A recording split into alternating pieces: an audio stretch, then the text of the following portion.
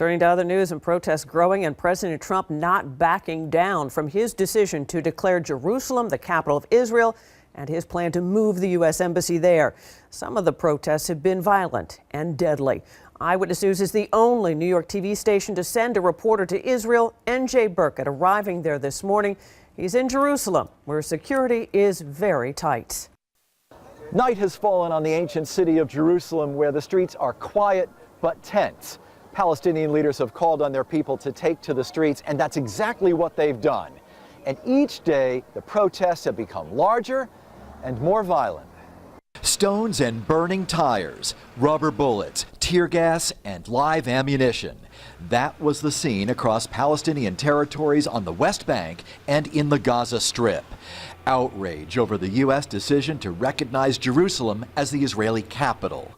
Demonstrators burned pictures of Donald Trump in the streets and vowed a new wave of violence against Israel. We should thank Trump because he united the Arabs and the Muslims to fight Israel. In the Old City, an estimated 30,000 people gathered at Al-Aqsa Mosque today, worshiping at one of Islam's holiest shrines, declaring they will fight to keep their claim to this ancient city.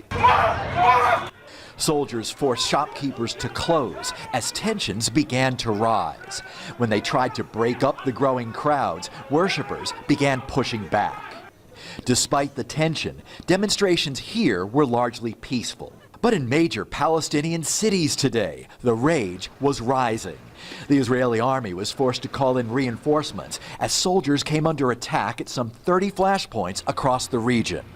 As Israelis celebrated the Jewish Sabbath tonight, many told us they now fear the violence could reach back into their cities in ways they haven't seen in years. I'm afraid that it will make the Middle East to burn. To burn? Yes. For us to be worried is every day. As tense as the situation is here tonight, most Israeli politicians are praising the president's decision, despite new threats from Palestinian leaders and new risks that the Israeli people may have to face.